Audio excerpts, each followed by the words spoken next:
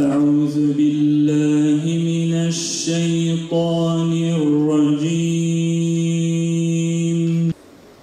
بسم الله الرحمن الرحيم ومن أظلم ممن منع مساجد الله أن يذكر فيها اسمه وسعى في خرابها أولئك ما كان لهم أن يدخلوها إلا خائفين.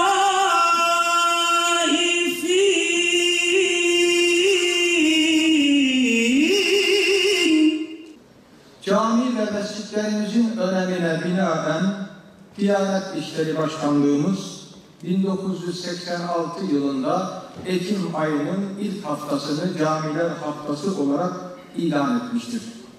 Ancak 2003 yılından itibaren de değerli din gönüllüsü arkadaşlarımızın emek ve gayretlerinden dolayı haftanın ismini Camiler ve Din Görevlileri Haftası olarak yeniden düzenlenmiştir. Batmanımızda ibadet mekanlarının şehrin en güzel yerine yapılabilmesi için müftülüğümüz tarafından azami gayret gösterilmektedir. Dört gözle beklediğimiz Esentepe Külliyesi de başta Sayın Cumhurbaşkanımız ve Zat-ı Ali'nizin maddi ve manevi destekleriyle inşallah Sayın Valim en kısa zamanda halkımızın istifadesine sunulmuş olacaktır. Haftamızın hayırlara vesile olmasını Allah'tan niyaz ediyor. Hepinize saygılar sunuyorum. Siz bir kainatın göz bebeği olarak yaratıldık. Eşrefi mahlukat oldu adımız.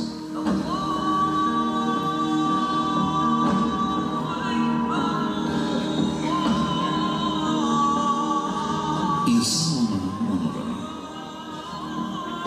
mükellef olmanın ağırlığı. Din görevlileri haftamız, cami haftamız yürekten kutluyorum. Rabbim sağlıklı, huzurlu, nice ömürler nasip etsin öncelikle sizlere.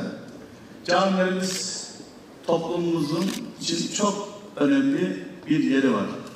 Onun sebebi bile gerek yok aslında.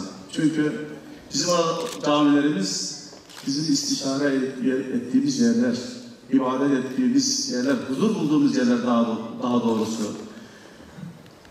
Kimliği ne olursa olsun, Müslümanların etnik yapısı ne olursa olsun, kültürel farkları ne olursa olsun camilerde buluşuyoruz.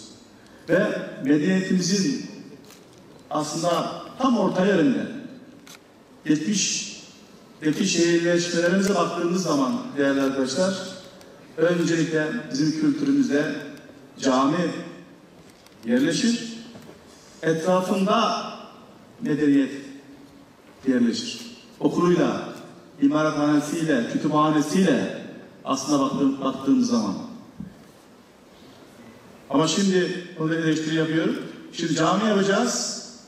Maalesef günümüzde birçok şehrimizde iyi planlanmadığı için cami yapacak yer bulamıyoruz.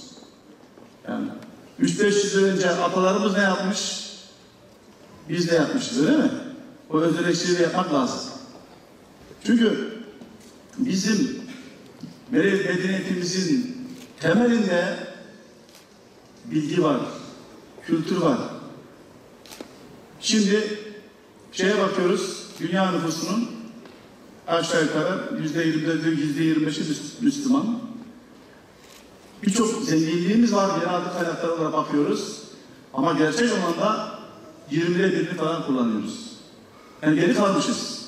Birileri bunu geri kalmışlığı kasıtlı olarak Müslümanlığa, İslam'a mal etmeye çalışıyor. Ama bir tarihe bakalım. Osmanlı İmparatorluğu Endülüs değil mi?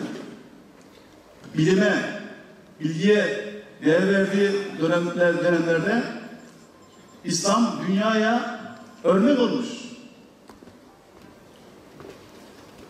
İbn Sina'lar, Ali Kuşçular, El Cezireler, daha sayamayacağımız kadar bilim adamı yetiştirmişiz biz. Ama ne zaman öz değerlerimizden, kendi özümüzden uzaklaşmışız, işte sorunlar o zaman büyüyerek bizi ezmeye başlamış. Onun için bizim dinimiz bilgiye de, ilime de, hem bilgiyle irfanı da bütünleştirmiş. Tek başına bilgi de bir şey ifade etmiyor. Değerli misafirler,